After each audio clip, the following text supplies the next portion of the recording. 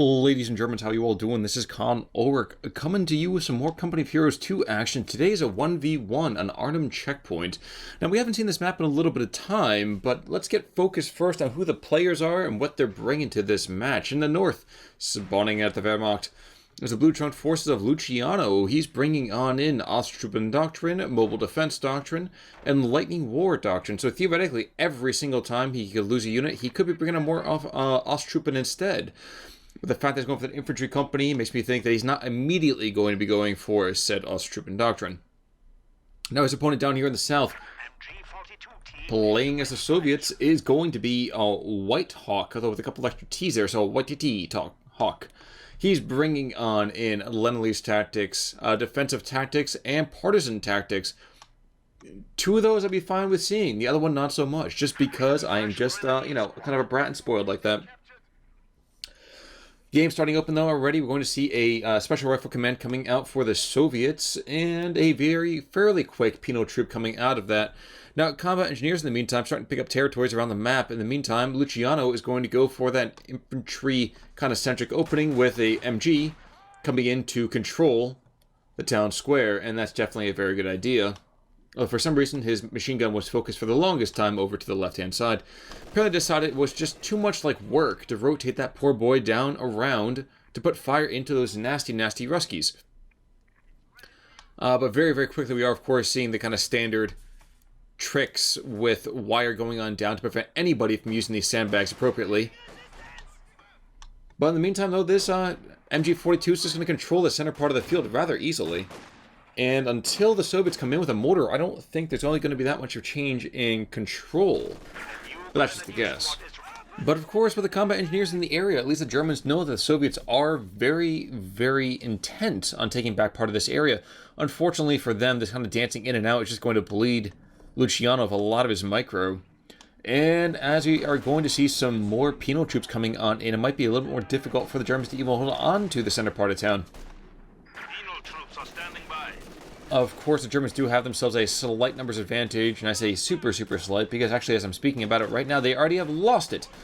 So with another Grenadier squad coming onto the map, though, we will see the Germans taking a lead in terms of raw numbers of troops, if nothing else. Coupled in the fact that 75% of all the Soviets are in this, 25-meter diameter circle here on the ground, and the Germans are definitely pushing around the map, taking areas as they will. Of course, one Grenadier left on this squad. He's got to get out of there now, and there he goes. Unfortunately, it means that these penal troops are going to get inside this house, which means that this machine gun is not going to be anywhere near as useful as it had been previously. Now, the question is, okay, yep, he's going after the correct target. So Grenadiers and Pioneers coming on in to push and engage against both these combat engineers that are just going to be out in the open. They're going to get pinned? No, not quite yet. Is he going to run? He's not even running yet. There he goes, finally going out. And now these Pioneers have to, of course, do the whole kind of dance in and out that we're seeing previously from the combat engineers down in the south. So WhitteHawk definitely doing pretty darn well here with that kind of monkeying in and out, which is just super, super annoying to play against, let me tell you. What's more, the Germans have now lost their fuel point over here, being cut off by the Soviets. And that's going to be Battle Phase 1 coming on out from the Red Army. We are losing a sector. A curious decision to walk on in with these Pioneers. They're practically, dead already. But Grenadiers coming in after it, and there go the Pioneers. Are going to back away. And my hope is heal on up. No, they're going to continue pressing on forwards to take more territory here. And they kind of have to do that. I mean, Soviets right now have taken the first VP of the game. You can see right now the Germans returning the favor in Ibid on that fuel point. But with that, yeah, 489 to 500, the Soviets are slowly draining away a couple of tickets here and there from the proud German army.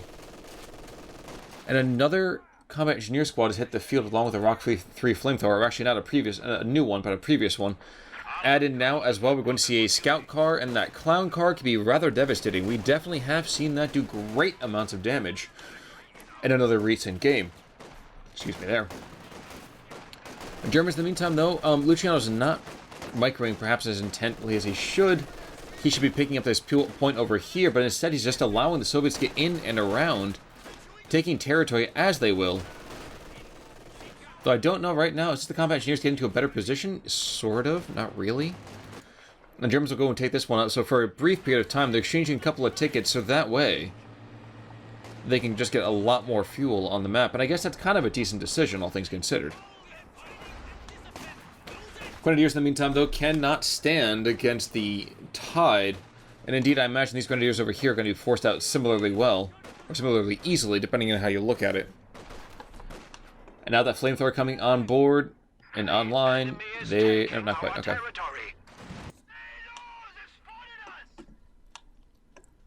But the Germans dealing with the flame is basically pretty much as they always do. Running away before the great weenie roast. I like the mechanized companies come on out, and indeed with that becoming a half-track. Considering the kind of stock and munitions that exist for the Germans at the moment,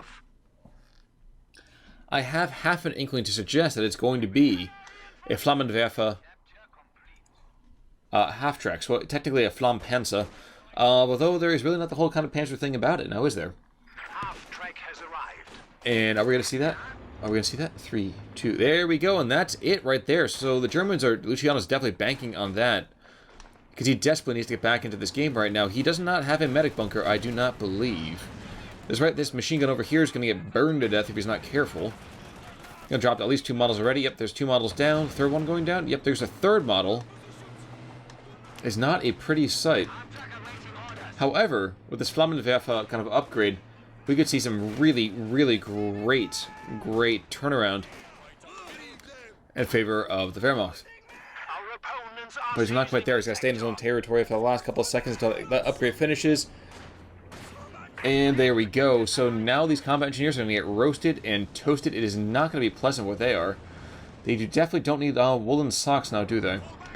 Germans briefly did have a 1-to-1 cap. Of course, they've given that up in exchange now to take back part of the map. And PTRS penals are going to push back that half-track pretty darn easily.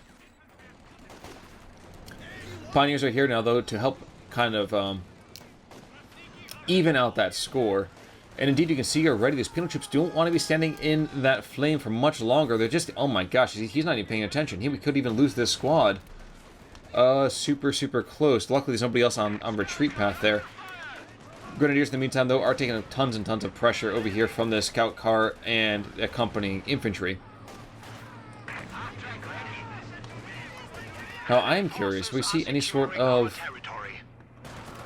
Panzerfaust?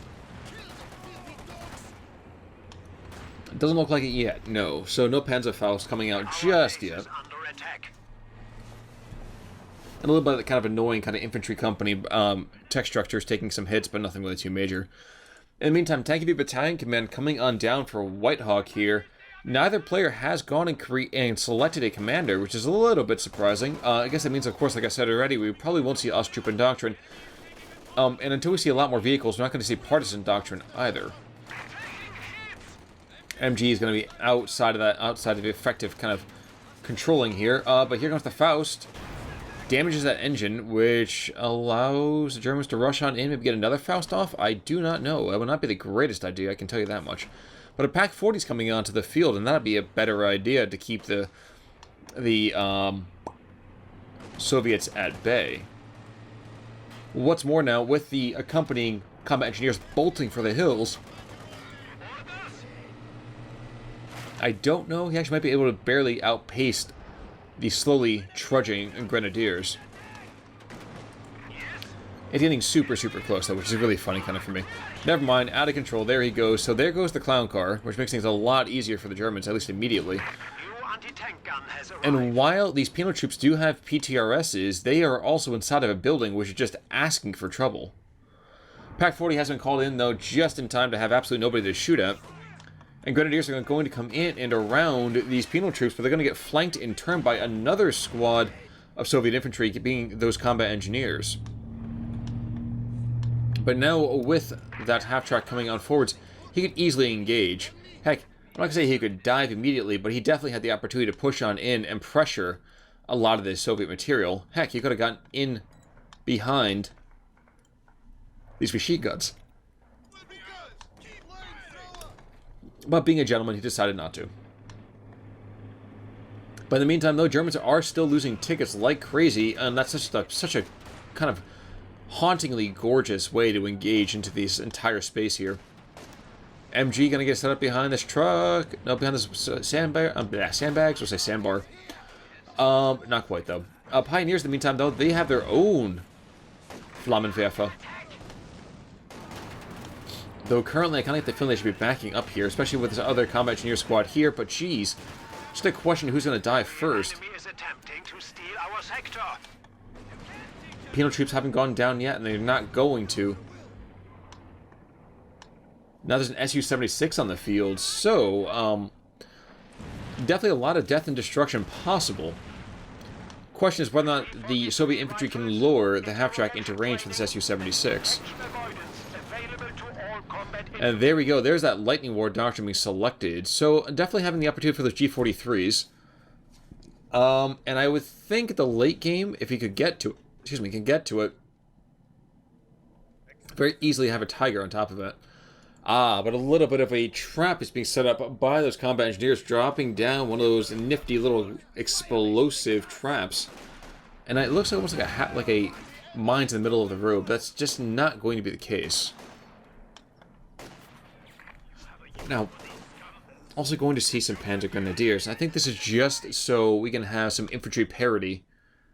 The enemy has broken our supply lines.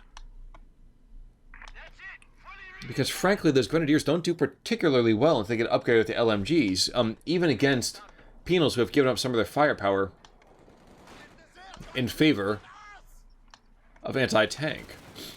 However, one thing that's not going to go well, you do not want to engage while you're out in negative cover. So those P-Grens are fine. Okay, there we go. P-Grens are getting a little bit better now. And, oh dear God, this is going to be bad. Okay, rear armor hit, so he just showed his hand a little bit too soon. That's unfortunate right there, because it definitely have been a dead squad. Heck, it could have been a blown-up half-track for that matter. The PTRSs could have done enough damage that the AoE could have done just about more. We're not quite seeing an explosion yet either. Awfully close, though. And I'm wondering almost if the Germans are able to notice that by virtue of having that one mine detector super close. And it's not going to be a good idea for them. So Lightning War and Lend-Lease. And here comes the Dushka coming on out in favor of the Soviets. They have lost a combat engineer squad, which means they've lost a little bit of their munitions power after that. And definitely missing out on an opportunity to use this and potentially take out that squad. It may not be easy, and now he's got to retreat right now. Get out, my good sir, get out! No, never mind. There goes a squad down now for the Wehrmacht as well. Grenadiers have been able to pick up the Flammenwerfer from the Rocky Flamethrower from the Soviets, and indeed I'm kind of wondering, will WhitteHawk take some more losses on retreat here? Burst of fire coming on out. Another burst of fire. Can he get one more? There goes a dead penal squad. And now he's going to use the relative inability. Oh, never mind. He's going to get screwed here. Boned completely. Pretty sure it's not going to get away from this one. Oh, wow. Never mind. Dushka is able to take out the half-track. Unfortunately, the Germans also don't get there in time to take advantage of the shifting fields of fire. What had been a very, kind of constrained area has now been lost one of its cardinal problems here. But Luciano has not gotten any sense of ticket control on this map. He's down 200 tickets, and that's only growing as a lead. But the Soviets have taken a fair amount of losses. They've lost a penal squad, they've lost a combat engineer squad, and while Luciano has not escaped without losses of his own, I would like to argue, theoretically, that the Germans are in a slightly better position, going into Battle Phase 2 now as we speak.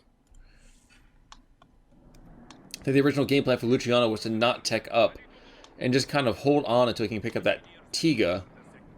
But that's an awful long time off yet. We have another 5 command points before it comes out. So now we are going to see these penal troops getting right back into the fray, and this thing right here continues to be a potentially huge problem for the Germans. Kind of a beautiful thing, too. He's trying to keep his Su-76 just out of range to lure the Germans on in. Now these P-Grens over here, excuse me, regular Grens, don't have any kind of weapon upgrade. You see they're going through that right now with those G43, so pretty darn good idea there. Makes them a little bit better at the overall fight. You can see just increases their firepower, so to speak. Now, one thing to be sure about, though, from the Soviet side is that while they're able to take on one single squad here or there, as soon as this MG gets into the fray, well, it ain't gonna be pretty for the Soviets. Though they are having their own pound of flesh being paid. Grenadiers with their own Flammenwerfer, though, are going to roast and toast the penal troops a little bit more. And it's probably a good thing that we can no longer have that kind of flame mirror match between penals and, you know, a similarly armed enemy unit. T-70 very momentarily is on the map and then gets completely called back out again. Not a good decision. I would say that's probably a better idea for Luciano. While the temptation might be there to allow... One second, let's just focus on this for a moment here. The temptation might be there to have some anti-infantry. It's probably not the best plan to throw all your eggs into one light vehicle basket. In the meantime, though, those light arty barrages coming out from the Su-76 are just causing so much trouble for the Germans. What's more is that this guy right here, well, he's got himself set up first, which means that the Germans are not going to get around him unless they detour like crazy. And what's even worse now for Luciano is that his troops have to come up against an M4C. Now, he does have P-Grens, he does have a Pak-40, but he's lost a squad of Grenadiers, he's lost some of his light vehicles, and now he's down to half the original ticket value that he had ordinarily. So I'm kind of wondering, will we see an upgrade? Well, first of all, we're going to see... No, we're not even going to see that. Never mind. I thought we were going to see a bundle grenade, but it did not happen. That could have been perfect in multiple ways. M4C, in the meantime, announces himself as the Germans realize, Scheisse, we need some help. Wondering, though, if we're going to see that Stuka close air support, it'd be kind of an interesting idea, but it's also just way too many munitions for how much usage they will probably get out of it, which is to say, not all that much. Our territory is falling into enemy hands. P4 is hitting the field, though, and the Soviets have finally lost their first tickets, 235 to 496. And the penals are getting very gutsy. But 18 minutes into this game, Luciano really needs to kind of kick himself into high gear here, and it's not going to be easy because these penal troops can just easily snare the P4, and M4C can do an awful lot of damage against him. You can see right now, penals are coming on in, and he only needs a little bit more in the way of munitions to get that satchel charge off. And that could be quite bad for those penals. However, with a lot of firepower coming on out between P-Grens and Pioneers. Oof. I say that, and that's when the M4C gets himself into... Oh, no, excuse me, Su-76. M4C is off to the eastern side. The eastern front, so to speak. Grenadiers not doing particularly well either. Might even get taken down this next shot. Those M4Cs are awfully good at sniping out there. Two models have been dropped already, and he's looking for a third. One thing I've noticed that Luciano has not gone for any real mine play in this particular game, which is not surprising, perhaps, but uncommon. Pak-40, oh my gosh, somehow did not get any sort of line of sight on him.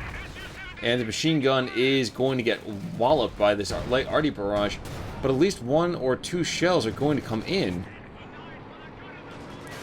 from the Pak-40, so a lot of good damage there, but just...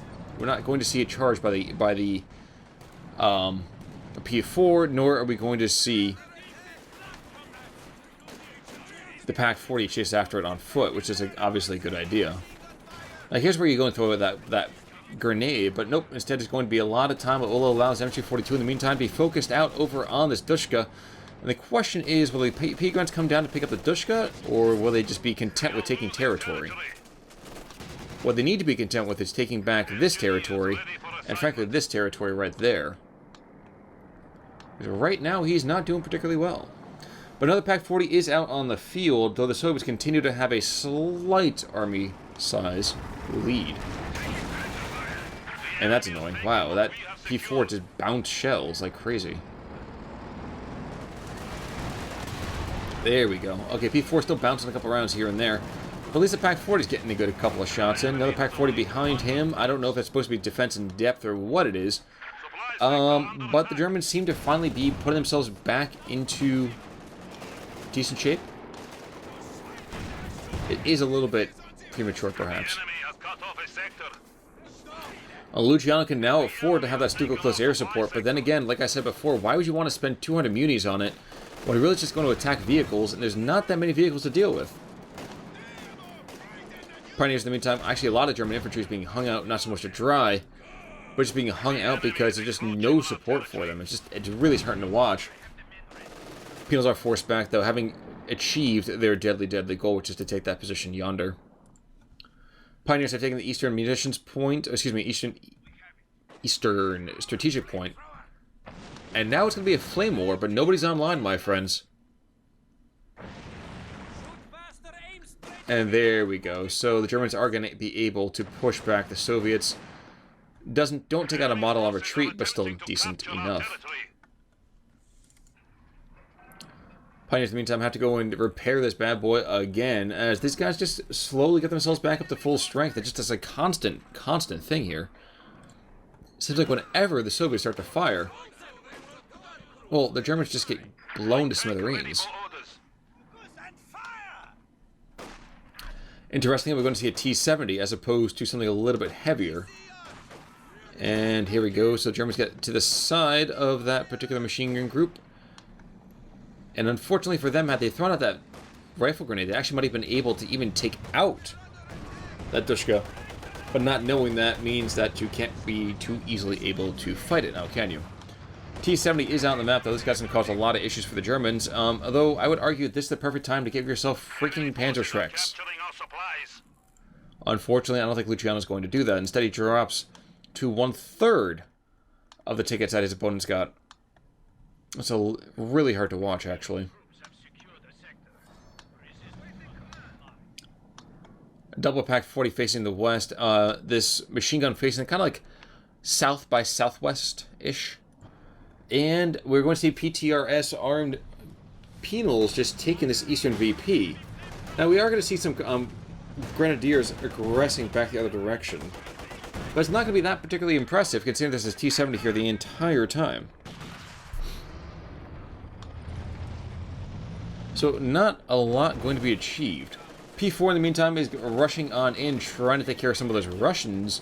But this Su-76 is in the area, this M4C is in the area, and these Pak-40s are not. A couple of rounds being thrown on out here, so Pak-40 going to be rotating around. There we go, so opportunity presents itself. Throw the rounds into the enemy tanks, my friend. There we go, that's one. And that's it. MG42 in the meantime having to exchange fire with these Dushka, and it's not going to go well for the MG42. He's out in the open. You can see him being suppressed already. Meanwhile, P-Grens are trying to hold on against all of this fire and flames. Holding grenade comes out, though, and these combat engineers are not going to pay attention. There we go. That's one right there. It could have picked up this flamethrower, and thankfully enough for the Soviets, they did not. Su-76 goes down. But I imagine we might even see a dead P4 here in a second. No, not yet. I will reassess in this position. Yeah, that's not going to be a great idea for that Pak-40. Oh, jeez. And these guys run away just in time to watch the M4C come lollygagging back the other direction. And was the flamethrower picked up? No. No, there it is. Okay. Not going to be able to do so, though, because they have both weapon slots taken up by those PTRSs. That's probably the only negative thing I can think of immediately on this map about having PTRSs versus having those... having the option to get the flamethrower. Just because this has been much more of an infantry-centric game during most of it. And Luciano, I don't get why Luciano's being hit so hard in this particular game. He's just not been aggressive at all. He's been lying back almost the entire thing, just kind of relaxing. Well, not relaxing. Resting on his laurels, perhaps? Is the best way to put it? Maybe not. But exactly 25 minutes in, and the Soviets have lost 7 tickets. Meanwhile, the Germans are down to the last 70 tickets. So you can kind of get what I'm getting at here. The enemy has 75 points remaining. WhitteHawk has basically been able just to kind of relax and really take it cautiously here.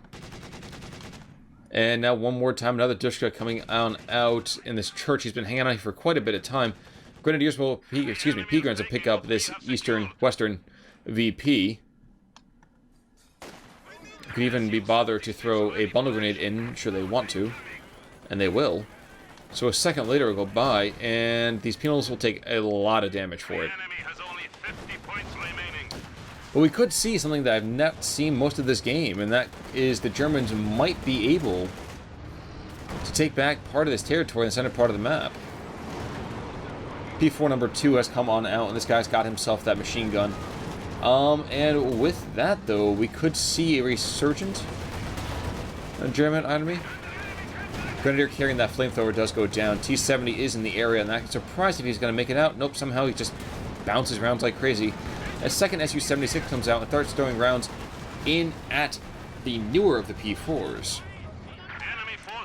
And now Stuka close air support is being called on in, so this Su-76 really should be dead here. It's be super close. No, T-70 takes fire instead.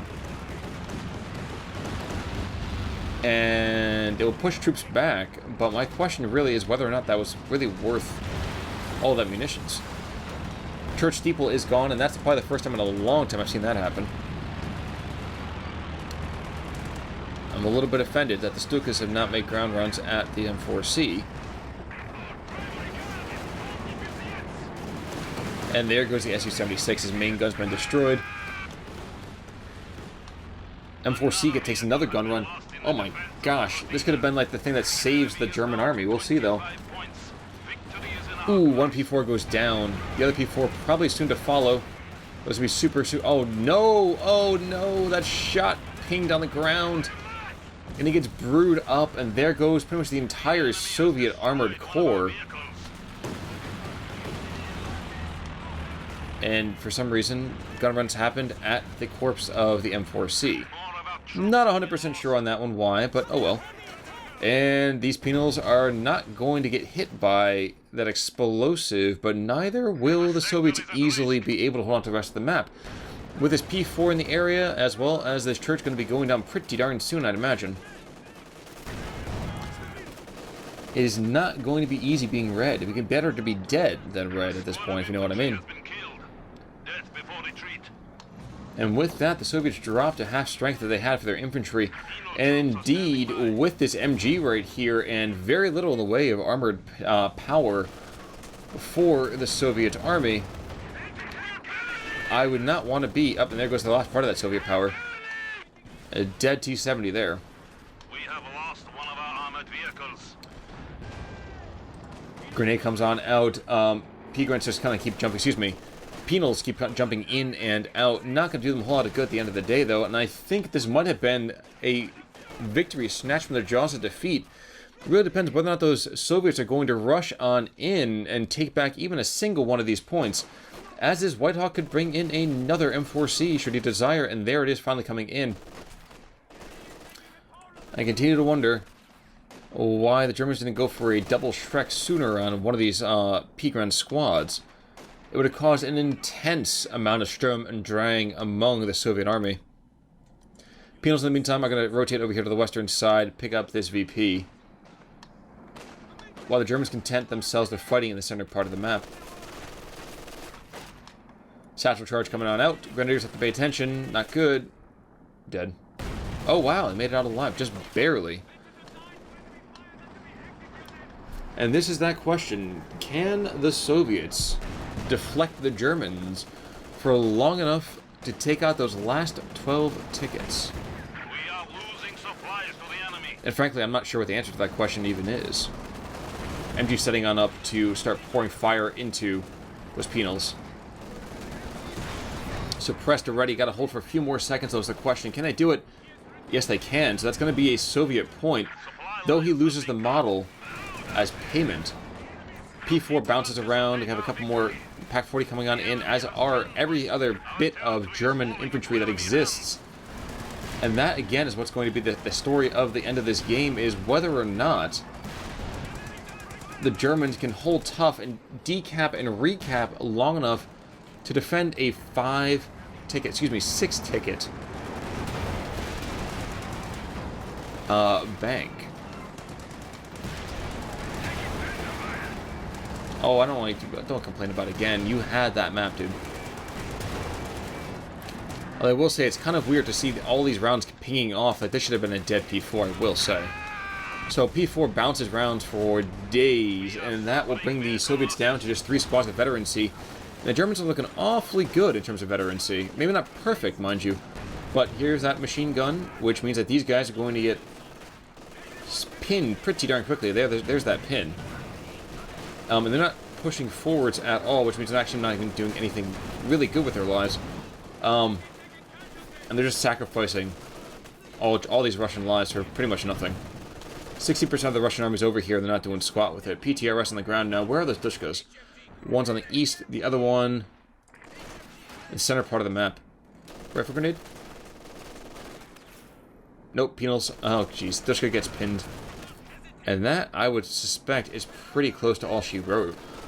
Conscripts are going to be called in for WhitteHawk, but not sure at this point what's to be done. P4s are charging in just due to that kind of, like, slightly asinine dive. Take out one penal squad. And this guy over here doesn't have anybody else with models on him with anti-tank. So there goes another one. There goes the Dushkas that retreats. The penal squads are slowly be taken on out, and what should actually really should have happened here, the WhitteHawk should have been dropping down crazy amounts of these Allied supply drops, gotten the fuel to get the M4C. No, you can't call bullshit. You blew that away. You lost that one. You had an incredibly good game for a very long time, and then just kind of lost it at the end. So a late game throw coming out from WhitteHawk, leaving Luciano victory by surrender. The end score, he goes down 6 to 468 and still pulls out the W.